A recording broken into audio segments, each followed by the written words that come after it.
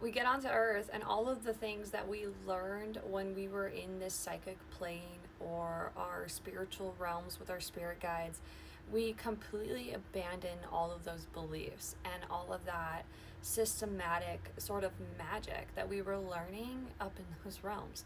And once we get to Earth, some people believe it's due to like gravity and the certain vibrations that like hold your energy down and don't allow things to raise up and stuff like that. But in my belief, as soon as you hit Earth and your vibrations are syncing up with Earth, it's not that you've completely forgotten everything. It's that you have to go out and find it. It's almost like in Animal Crossing, when the ghost gets scared in Animal Crossing, all of its little sparks go all over the island, and you have to go catch all the little sparks and bring it back to this ghost. That's like you on Earth. All these different parts of yourself live within different parts of this world, because we all make up each other and we all make up the world. So there are parts of your journeys that, yes, you are learning through this trauma, through like these spiritual journeys. But a part of that as well is that you can learn without having to put yourself through the trauma.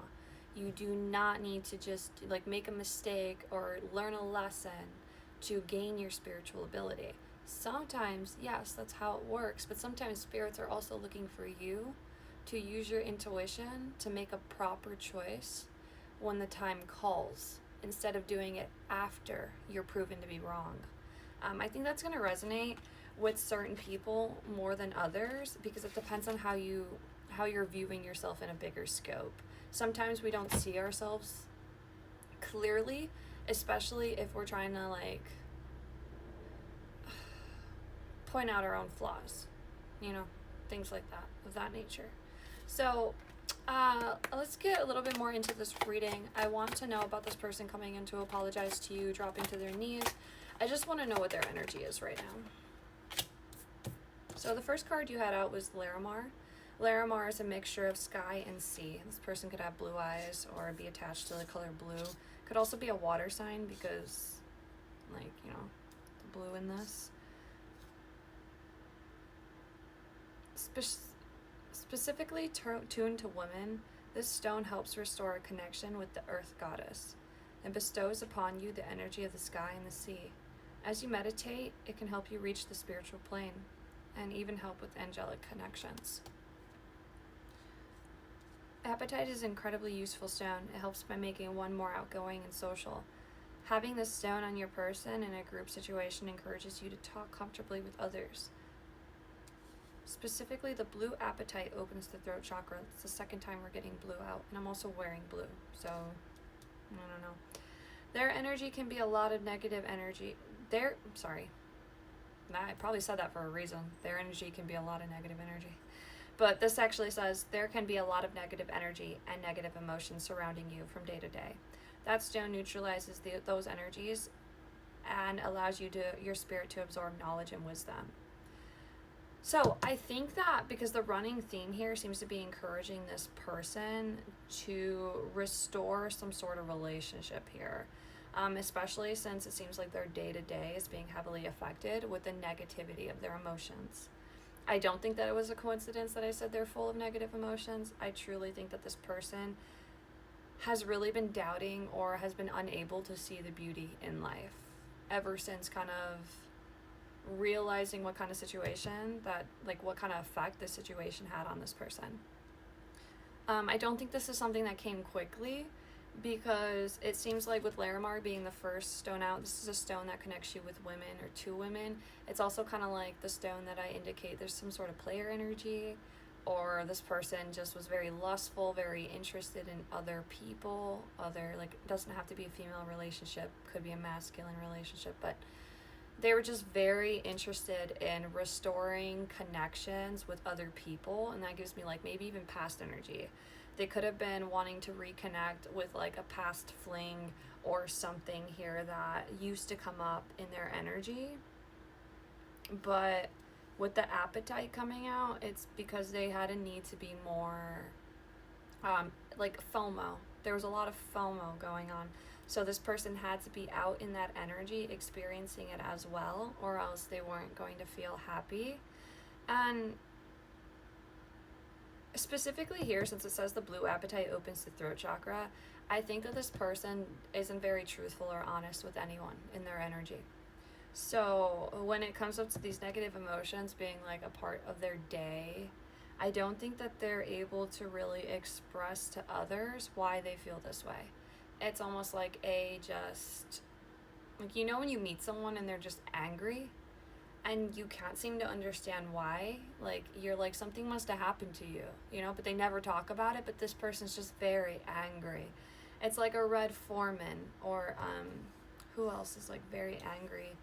Men characters and things. They just don't show up with their full emotions because there's something that they're hiding with this anger. And then also that day-to-day energy, that there's a need for them to want to absorb more information, more knowledge, and it says wisdom here, but I'm seeing it as like wisdom. I think this person just wants to know what it is that you're up to, or like what it is that you're doing right now, because you, it's almost like you neutralize this energy for them. So if you came into their energy and started talking to this person, and even if it wasn't going well, like even if you guys were like not having good conversations but just conversating, it gives this person hope that something, almost that something can like absorb easier. It's like you smooth things out. I don't know, like I'm seeing like a clumpy bowl of water, and it has like clumps of flour in it, so the water's clumping and you can't absorb it through the sponge. But then there's like a clear bowl of water, and like that's the energy that you give this person. You break up the clumps and you make things easier to absorb. I hope that makes some sort of sense. And then you had the topaz coming out, which I talk about this stone every single time I get it, but it's the one that pinpoints energy. And when I see this card, it means that this person's coming with a direct mission. They have a game plan. It might not be like step 1, I'm going to do this, step 2, I'm going to do this, then step 3, I'm going to run around the back. I think it's more like this person has a game plan of like, okay, my mission is I need this person. Whatever I have to do, however I have to do it, my person, right? Like this is my person. So it says, it sheds light on your life path and lets you see clearly mistakes, your mistakes specifically, this person's own mistakes, and how to achieve your goals. It brings about self-trust and an abundance of confidence. Everything in your life looks clearer with this stone. And I was saying that there was like that clumpy bowl of water, and then you're that clear bowl of water. So that's you. You make things very simple and easy. It's almost like when you're dealing with things with this person, or I can see if you guys had a past energy, if there was a problem or something, it was like you were the fixer. You were Bob the Builder, right? And this person, I feel like they didn't realize that until after.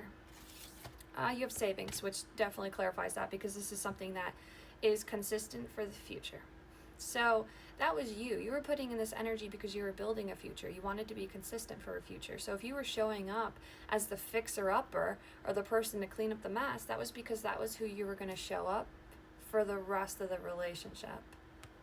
But what you didn't realize is that this person not putting that effort into you was making you guys fail, right? So whatever happened here, because obviously it doesn't seem like there was a reciprocation of effort, because this person was lusting in that like sea energy, where there was like, where it talked about the sea and the sky.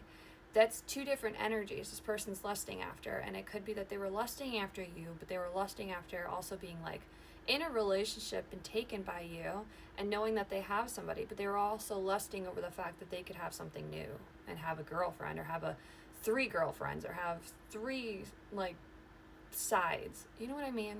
So it was like, even though there was this part of them that wanted this, there was this part of them that wanted the sky and the sea, but you can't have both at the same time, because you either got to go up or you got to go down, right? So it seems like this person chose whatever wasn't in your direction, and now they're doing a double back. They're running back, and I'm going to go into a part 3 on this one just to get more